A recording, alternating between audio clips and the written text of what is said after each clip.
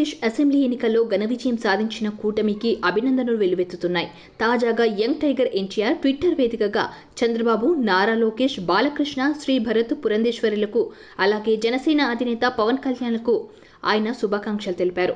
ప్రియమైన చంద్రబాబు మావయ్యకి ఈ చరిత్రాత్మకమైన విజయాన్ని సాధించినందుకు నా హృదయపూర్వక శుభాకాంక్షలు. మీ ఈ విజయం ఆంధ్రప్రదేశ్ రాష్ట్రాన్ని అభివృద్ధి పదం వైపున నడిపిస్తుందని ఆశిస్తున్నాను. అద్భుతమైన మెజార్టీతో గెలిచిన నారా లోకేష్కి, మూడోసారి ఘన విజయం సాధించిన బాలకృష్ణ బాబాయ్కి, ఎంపీలుగా గెలిచిన శ్రీ భరత్కి, పురంధేశ్వరి అత్తకి నా శుభాకాంక్షలు.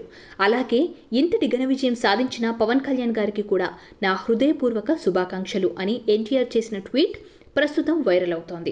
జూనియర్ ఎన్టీఆర్తో పాటు ఆయన సోదరుడు నందమూరి కళ్యాణ్ రామ్ కూడా ఎక్స్ వేదికగా నందమూరి ఫ్యామిలీ విజేతలతో పాటు పవర్ స్టార్ పవన్ కళ్యాణ్ కు శుభాకాంక్షలు తెలిపారు. చరిత్రలో నిలిచిపోయే ఘనమైన విజయాన్ని సాధించిన చంద్రబాబు మావయ్యకి, టీడీపీ నాయకులకు మరియు కార్యకర్తలకు నా హృదయపూర్వక అభినందనలు.